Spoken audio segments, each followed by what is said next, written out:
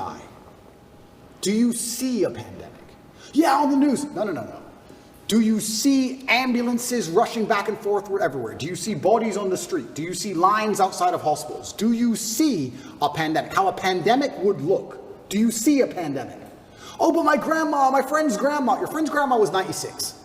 Okay, so I'm not saying it's not sad. I'm saying she was 96. Do you see a pandemic? No, you don't.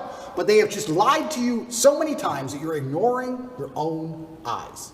That's the final stage of the slave mind. It's the final stage of it. The final stage of the slave mind is when your eyes tell you this is green, but the news told you it was blue. So it has to be blue. So when they're doing these things, it's nothing to do with caring about the mental health, of gender ideology, none of this garbage. They're deliberately attacking you and saying, what your eyes tell you is wrong. Because if they can make you start to admit that your own eyes are wrong, then what other defense do you have against propaganda? If they're going to give you a lie, but your own eyes can't protect you, well then it's over, isn't it? So all of these things they're doing, all of these things are a deliberate assault on the senses. And they do it by controlling the language. If you control what someone says, over time, you'll control what they think. You don't think what you don't say. It's very hard to live a life for 8 years, if you're lucky, and think things and never say them ever. If you think it, you're going to say it sometimes. You're going to give the idea, get some feedback on the idea, build on the idea, change the idea, whatever it is, through discussion. If you never, ever, ever discuss it, you're not going to think it. So they say, this is the truth, ignore your eyes, and you have to say it's the truth. You can't say it's not the truth. And the people who are in charge of the world, they think generationally. They have time. Right now, it's a joke. 200 years from now, it won't be a joke. 200 years from now, it'll all be fucking standard operating protocol. The grandchildren, the people who are in charge now, that's what they want. They'll pull it off. In the end, slow, incremental damage. They do it with nearly everything. They'll take all your rights away. They'll take 100 of your rights away. They'll upset you. They'll give you 99 back. We're good again. Don't worry. And the grandchildren of the people in charge of the world get what they want in the end. They think generationally. So now we're at the beginning of it. It's all a big joke, right? But especially before Elon had Twitter, when you couldn't say the truth online, when you couldn't say my eyes see X on the internet without going to jail or losing your account or getting a hate speech charge in the UK or some garbage, they're controlling what you think. And on a long enough time frame, what you think becomes true. We all believe 2 + 2 is 4. But with a hard enough psyop, if you can't say that, if you have to say it's 5, on a long enough time frame, math breaks down and everyone's just going to believe that 2 + 2 = 5. That's what happens. You think we're going to get there? Have you ever seen the experiment? There's a really interesting experiment with monkeys and a banana and a water spout. Have you ever seen this? They put 5 monkeys in a room. And at the top of the room, there was a banana. And when one monkey tried to climb up to get the banana, they turn on the hose and splash all the monkeys with ice cold water. So the monkey would come back down and wouldn't get the banana. And when another monkey would go to climb up, they'd splash all the monkeys with ice cold water. And what would happen over time is, when a monkey went to climb the rope to get the banana, the other monkeys would jump and pull him down and hit him and teach him a lesson. Don't go for that banana. If you go for that banana, we get splashed with water. Mm-hmm. Then they'd swap one of the monkeys out. Now there's a new monkey in the room who doesn't know the game. The new monkey would attempt to climb, and all 4 monkeys would attack the monkey, pull him back down and kick his ass. He knows if he climbs the rope to get the banana, he gets attacked. He doesn't know he gets splashed with water if he gets the banana. He doesn't know the game, but he knows if I try and climb, they're going to attack me. After a certain amount of weeks, they change another monkey, and another monkey, and another monkey. Over time, you have 5 brand new monkeys who have never been splashed with water ever. But nobody goes to climb the rope, because if they do, they're attacked by all the other monkeys. And nobody even knows why. Damn. That's just how it works. If you climb that rope, we beat you up. That's just how it works. That's what they're doing on a long enough time scale to humanity. There are already X amount of people on the planet. There's already a population, X%, who knows what it is, who ignore their own eyes and repeat what they are told. You can't say that that's not what they're doing, because they're already successful with X amount of the population. They've begun. The seed is there. 2%, 3%, 7%, who knows? They've already proven they can do it. Now it's just a matter of not shutting up and hammering at home.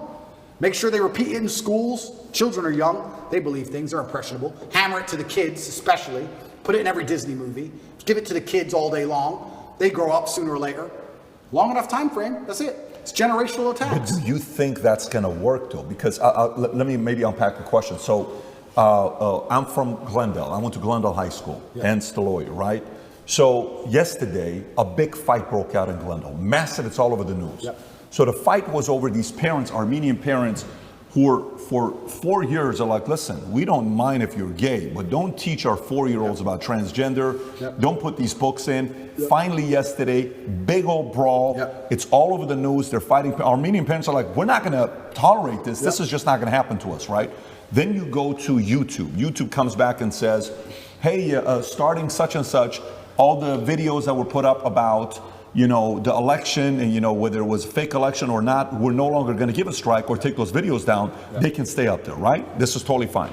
Then you see the Surgeon General comes out, the attorney, I don't know if you saw this one here, he comes out with an article saying new Surgeon General advisory raises alarm about the devastating impact of the epidemic of loneliness and isolation in the United States. This is the same guy that was part of the camp, is now saying, hey, our epidemic of loneliness and isolation has been an underappreciated public health crisis that has harmed individuals and social health, our relationship, our source of healing, etc. This is the same guy that said, wait a minute, lockdown, you know, do this, do that. So the more and more arguments are coming out against even ESG. I don't know how close you follow ESG, where why are we doing this? Did you see how much Target lost? $10 billion? Did you see how much Bud Light lost? 25%, 12%? This is no longer working. Well, if you want to, like even one of the insurance companies I work with closely, it's one of our biggest one we work with. Yesterday, I see their post on Instagram. Well, because of Pride Month, we're doing this. I know the people in that company, but they just raised a few $100 million. One of the companies they gave the money to was one of these bigger guys, the Vanguard, BlackRock, and you know, State Street. So when you take money from those guys, you have to have a certain ESG score. But a lot of people are now saying this is not a proven formula that it works. Stop doing it. So do you think guys like you, who are maybe in business, who are maybe in church, they're saying, Pope, what are you doing? What are you talking about? Who are maybe in the Christian church, who are maybe in different denominations, they're in the military, sitting back saying, I didn't sign up for this. So meaning successfully, do you think these guys will be able to manipulate their agendas down everybody's throat, or there's going to be certain people standing up? Well, certainly I'd like to believe that the tide is shifting and we're starting to get some degree of victory against the matrix as a whole. I do believe that the public sentiment is shifting. However, the fight is long and it's very, very difficult, because I agree with what you're saying. Only a year ago, I would argue it completely and say it's basically over. I'm actually very impressed with the ground we've taken back with common sense.